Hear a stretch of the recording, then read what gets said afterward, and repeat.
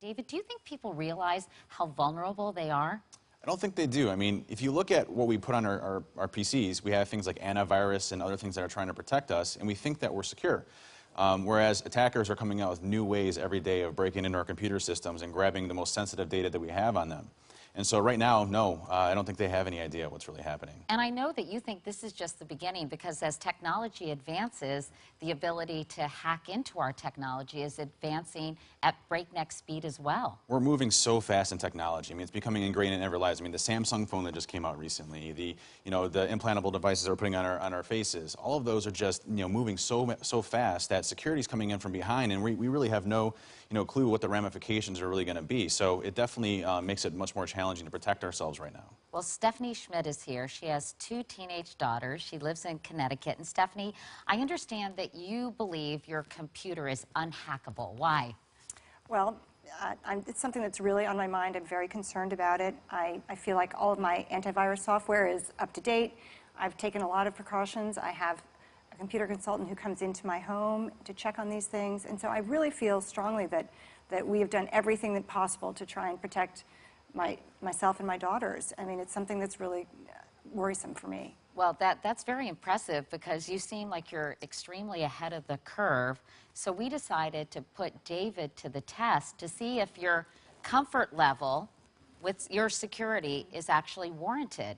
Tell us what happened. How did you do when we gave you the challenge of hacking into Stephanie's computer? So, Stephanie, I would say, was actually one of the top 5% of what I would say is being most secure. Everything up to date, really locked down, all of those good things. And so I literally had opened my computer up, and less than 10 minutes or so had a fully designed website that looked real in every way and shape or form of a website that you would visit every single day. And I sent an email out, and as soon as I sent the email out, it looks very believable in every way. She clicked a link, and then from there, again, less than 10 minutes of setup time and hacking and all that stuff, I had full access to her computer, her webcam, got around all of her antivirus, everything completely. You are kidding me. Wow. So tell us some of the things that you were able to see. Well, the first thing we did is we enabled her. Oh my God, that's my. We enabled her webcam, and we were actually able to monitor everything that was going on in her house. Everything from her daughter working on her computer to Stephanie actually walking through the house itself.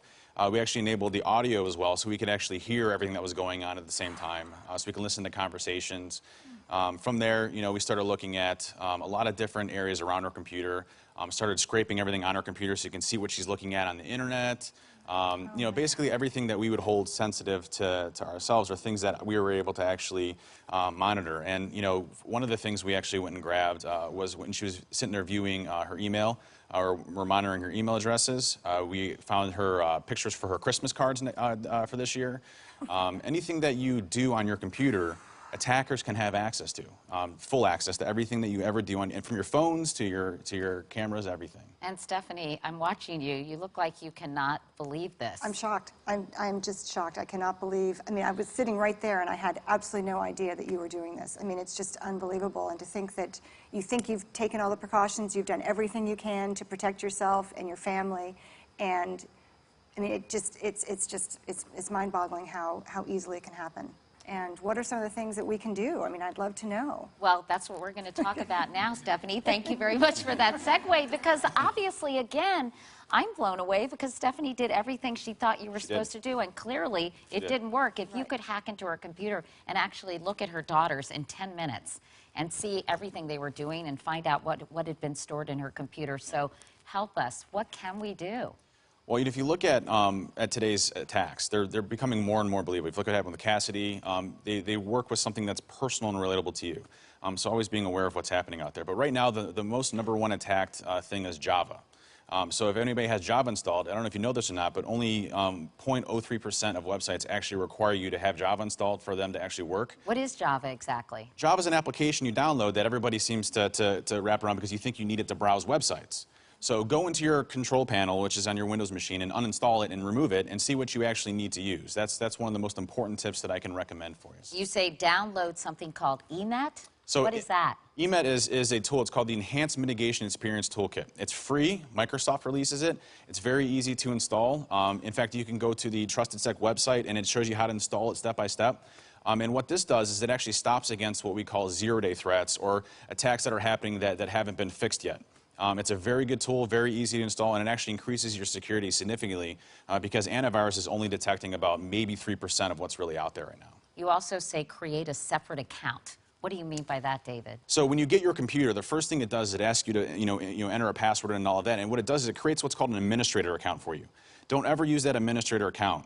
Just create a different account that's very limited user permissions. And if that account actually gets compromised, it's very hard for us to actually hook into the actual operating system and start stealing a lot of that sensitive data. That's an important piece. Okay, and also you say delete cookies.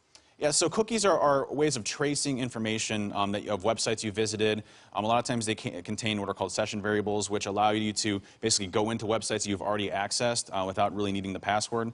So deleting any type of traces that you have, so when you close your browser, it automatically deletes your cookies. You can configure those in your browser, so if you're using Internet Explorer or Firefox or Chrome.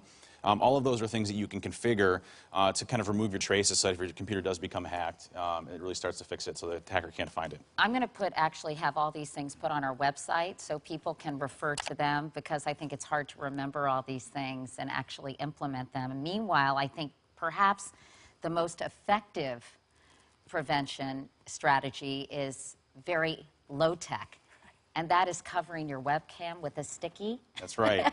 So low-tech security is always a great one. If you can actually disconnect your webcam or put tape around it to actually remove the camera from being able to take a picture of you, it becomes much better to actually not be seen as you're changing or doing other things in your room. Those are common ones because remember, the light doesn't always have to be on in order for it to actually be recording. I know in Stephanie's case, I bypassed her light on her camera, so the camera light never came on and she never knew that was there. All right, well, we can't thank you enough. David Kennedy, thanks Pleasure. so much Thank for you so coming much. by. Really appreciate it.